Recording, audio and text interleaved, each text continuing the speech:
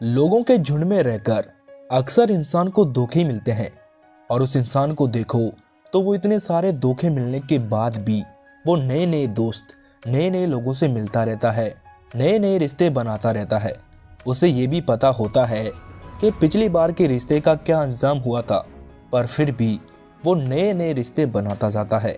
तो कहीं ना कहीं हमारे मन को ये सारी बातें पूरी तरह से समझ नहीं आई है कि अकेला रहना क्या होता है, अकेला रहना कैसे सीखें। विज्ञान की विकास की वजह से जहाँ हमें विभिन्न प्रकार की सुख सुविधाएं प्राप्त हुई है, वहीं दूसरी तरफ अगर हम अपनी आंखें खोलकर देखें तो विज्ञान ने हमसे हमारा एकांत छीन लिया है। विज्ञान ने कितने मनोरंजन पैदा किए हैं जिससे इंसान खुद के साथ वक्त बिताना ही भूल गया है। जब भी उसको खाली वक्त मिलता है वो या तो अपने मोबाइल को चलाने लगता है या फिर किसी से बातें करने लगता है, और इसी वजह से इंसान अपने साथ रहने की कला को ही भूल गया है। हम अपने साथ अपने अकेलेपन, अपने एकांत का आनंद कैसे लें, उसके साथ कैसे बने रहें। आज मैं आपको एक कहानी सुनाऊंगा जिससे कि आपको ये पता चलेगा कि अकेले रहने से कैसे खुश रहा जा सकता है और हम अकेले रहकर कैसे अपने जीवन का आनंद ले सकते हैं। एक नगर में एक व्यापारी रहता था। वो व्यापारी बहुत ही दयालु था। उस व्यापारी के पास सभी सुख सुविधाएं थी। उसके पास किसी भी चीज़ की कोई कमी नहीं थी। उसने इतना धन अर्जित कर लिया था कि अगर उसकी 7 पुश्ते भी कुछ ना करे और बैठे बैठे खाए तो भी उसका धन खत्म ना होता। और उस व्यापारी को अपनी धन संपत्ति पर बिल्कुल भी अहंकार नहीं था। वो किसी को भी अपने से छोटा नहीं समझता था। सभी के साथ अच्छे से व्यवहार करता और सभी की मदद किया करता था। जब भी कोई आदमी उससे कोई मदद मांगने आता तो वो कभी भी उसे मना नहीं करता था। जब लोगों को धीरे धीरे व्यापारी की इस दयालुता का पता चला तो लोगों ने इसका फ़ायदा उठाना शुरू कर दिया। अब लोग जानबूझकर व्यापारी के आगे दुखी होने का दिखावा करते और व्यापारी भी उनकी बातों को सच मान लेता और उनकी सहायता कर देता, और ये करके उसके मन को बहुत तसल्ली होती कि वो ज़रूरतमंद लोगों की सहायता कर रहा है।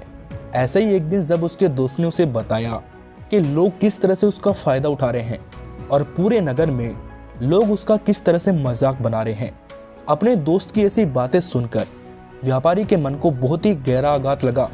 वैसे तो उस व्यापारी के बहुत सारे मित्र बन चुके थे, लेकिन उसमें से कौन उसका सच्चा मित्र है और कौन लोग उसके मित्र होने का दिखावा करते हैं, यह जान पाना उसके लिए बहुत ही मुश्किल था, क्योंकि वो तो अक्सर लोगों की भीड़ से घिरा रहता था।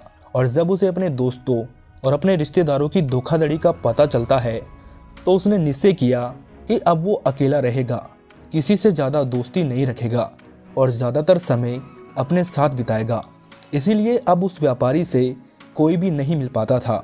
जो भी उससे मिलने आता तो द्वारपाल उसे वापस ही भेज देते थे। लेकिन कुछ समय अकेले रहने के बाद उस व्यापारी का मन ऊबने लगा। अब उसे किसी महफिल की ज़रूरत थी। उसे रह रहकर अपने दोस्त याद आ रहे थे जिनके साथ बैठकर वो जीवन के मज़े लिया करता था।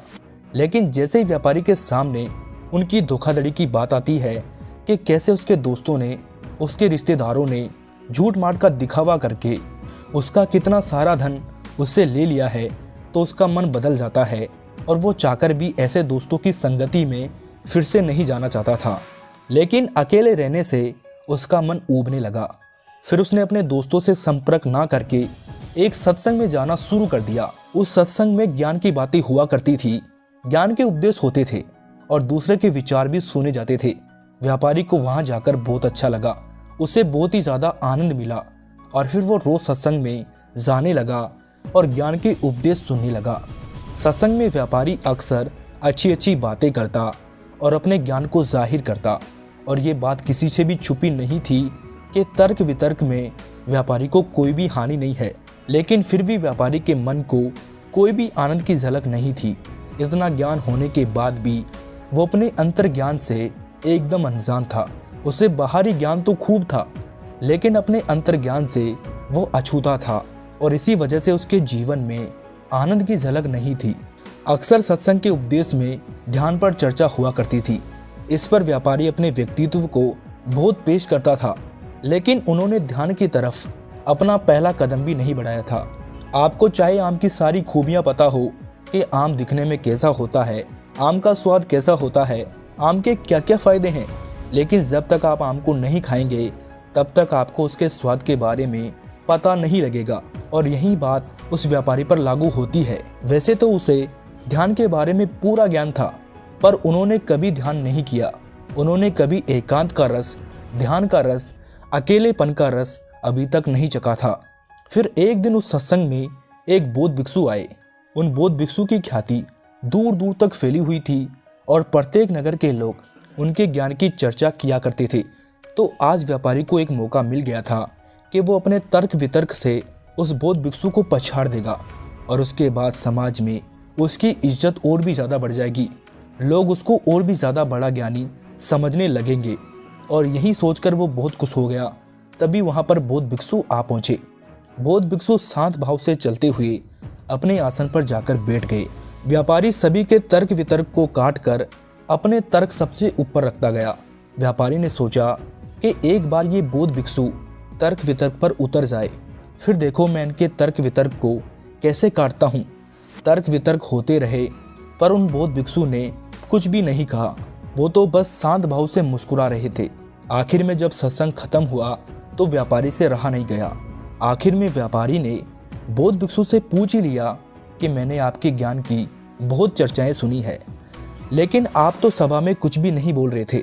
व्यापारी की ये बात सुनकर बौद्ध भिक्षु ने मुस्कुराते हुए कहा कि आखिर में सारे ज्ञान को भूल जाना होता है। मुझे आपके तर्क वितर्क पर कोई विवाद नहीं है। मैं तो बस अपने अकेलेपन का आनंद ले रहा था, अपने एकांत के रस में डूबा था। मैं तुम लोगों की बातें पूरी तरह से सुन रहा था, लेकिन मेरे मन में आप लोगों के प्रति कोई प्रतिरोध नहीं था। मैं जानता हूँ कि शुरुआत में आदमी ज्ञान इकट्ठा करता है, लेकिन अगर वो ज्ञान होने की भूल में पड़ जाएगा, अगर वो ये सोचेगा कि मैं बहुत बड़ा ज्ञानी हो चुका हूँ, तो वो सबसे बड़ा अज्ञानी रह जाएगा। सबसे बड़ा ज्ञान है कि अपने ज्ञान को गिरा देना, अपने आप को ये एहसास कराना कि मैं बहुत बड़ा अज्ञानी हूँ। और इस कारण आपका अहंकार, आपका घमंड टूटता चला जाता है और आपका सीखा गया ज्ञान आपके अनुभव के तौर पर उतरने लगता है। लेकिन अक्सर लोग सुने सुनाए ज्ञान को, किताबी ज्ञान को ही असल सत्य मान बैठते हैं और यही वो सबसे बड़ी भूल कर देते हैं। और इसी वजह से वो अपने एकांत में कभी उतर नहीं पाते हैं, क्योंकि वो लोग बेवकूफ़ों की तरह हमेशा अपने ज्ञान का प्रचार करते रहते हैं।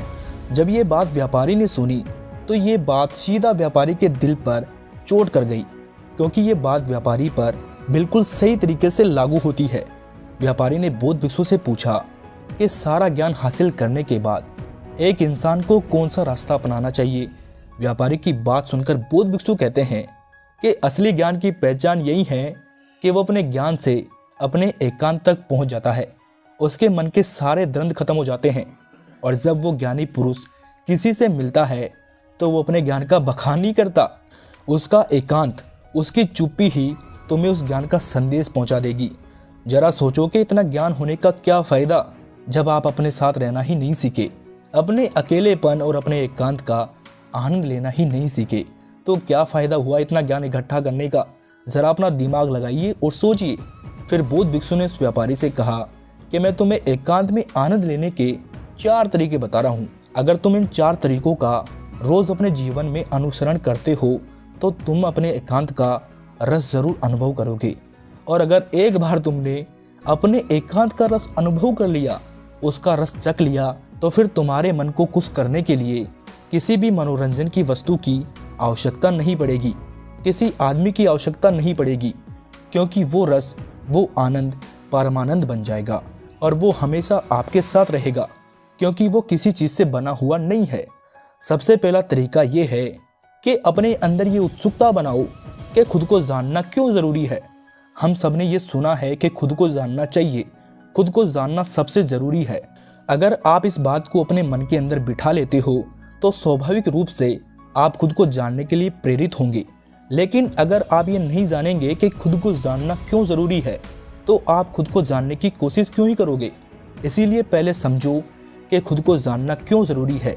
ये इसलिए ज़रूरी है कि हम अपने आप को जानते नहीं हैं। जैसे हमने किसी बात पर प्रतिक्रिया की और कुछ देर बाद ही उसी प्रतिक्रिया को लेकर हमें पछतावा होने लगा, कि मुझे ऐसी प्रतिक्रिया नहीं देनी चाहिए थी, मुझे उनसे कुछ अलग तरीके से बात नहीं करनी चाहिए थी, आप करना कुछ और चाहते थे लेकिन आपसे कुछ और हो गया, आप तो गाली तक नहीं देना चाहते थे लेकिन लड़ाई हुई और आपने उसको चाटा रख दिया, आपको उसको चाटा नहीं मारना था, आप उसे चाटा मारना नहीं चाहते थे लेकिन आपसे हो गया। तो ये सब करने वाला कौन है? ये सब सारे सवाल जो आपके मन में उठने लगते हैं तो आपके अंदर ये उत्सुकता जागती है कि खुद को जानना बहुत ही ज़रूरी है। दूसरा तरीका ये है कि विभिन्न प्रकार के मनोरंजन की सुख सुविधाओं से अपने मन को अलग रखें और उसे ध्यान के लिए प्रेरित करें। जब आप पहला तरीका समझ लेते हैं कि खुद को जानना ज़रूरी क्यों है, उसके बाद आता है दूसरा तरीका। हमारा मन अक्सर विभिन्न प्रकार की सुख सुविधाओं से, विभिन्न प्रकार के मनोरंजनों से घिरा रहता है, अत्यधिक मनोरंजन को उभाने लगता है। जब आप बहुत देर तक अपना मोबाइल चलाते हैं तो कुछ देर बाद उससे भी ऊब होने लगती है, वही हमें परेशान करने लगता है। इसीलिए वही मनोरंजन हमारे लिए ऊब का कारण हो जाता है। विज्ञान ने हमारे लिए नए नए आविष्कार बनाए हैं और इन्हीं आविष्कारों ने इंसान से उसका एकांत छीना है और इसका सबसे बड़ा उदाहरण मोबाइल है। हम एक भी दिन अपने मोबाइल से दूर नहीं रह सकते। एक प्रयोग करके देखना, एक दिन अपने मोबाइल को बंद करके कहीं दूर रख देना और उसके पास भी मत जाना और देखना, आप उस एक दिन बहुत परेशान हो जाओगे। आपको समझ ही नहीं आएगा कि आपके साथ आखिर क्या हो रहा है, आप समय ही व्यतीत नहीं कर पाओगे। विज्ञान के एक छोटे से आविष्कार से एक मोबाइल ने आपके जीवन को ऐसे बांध लिया है, आप ये देख ही नहीं पा रहे। इसलिए ऐसे मनोरंजन और ऐसी सुख सुविधाओं से अपने मन को खींचकर ध्यान के लिए प्रेरित करें, क्योंकि ध्यान ही आपको आनंद की अनुभूति करवाएगा। तीसरा तरीका, अकेले रहने की आदत डालो। हम अक्सर जिम्मेदारियों में इतने व्यस्त हो जाते हैं कि खुद के लिए समय ही नहीं निकाल पाते हैं और जो हमारा बचा कुचा समय रहता है उसमें भी हम मोबाइल लेकर बैठ जाते हैं और इसीलिए हम अपने आप को जान ही नहीं पाते हैं। लेकिन जब हम अपने साथ वक्त बिताने लगते हैं तो हमें अपनी खूबियां पता लगने लगती है। और चौथा तरीका, संसार में रहकर अपने एकांत में स्थिर रहना सीखो। हम सांसारिक चीज़ों से और यहाँ के लोगों से या तो बहुत ज़्यादा जुड़े रहते हैं या फिर उनसे घृणा करने लग जाते हैं। एक बात हमेशा याद रखना, संसार में ना तो कोई आपका मित्र है और ना ही कोई आपका शत्रु है। आपके लिए सभी जीव एक समान है। आप इतने उन्नत हो जाओ कि आप अपनी जिम्मेदारियों का निर्वाह करते हुए, लोगों से मिलते हुए, मनोरंजन करते हुए अपने मन के एकांत को स्थिर रख पाओ। लेकिन यहाँ तक पहुँचने के लिए आपको पीछे पलटकर खुद को जानना होगा, खुद के साथ वक्त बिताना होगा, बेवजह के मनोरंजनों से अपने चित्त को दूर रखना होगा और अपने चित्त को दूसरी दिशा में लेकर जाना होगा जहाँ पर उसका मनोरंजन ध्यान के द्वारा होगा। तो आपको कोई भी धोखा नहीं दे पाएगा, क्योंकि कोई भी आपके ना तो करीब होगा और ना ही कोई आपसे दूर होगा। आपके लिए सब समान होंगे। जब आप भीड़ में रहेंगे ही नहीं तो आपको कोई धोखा दे ही नहीं सकता।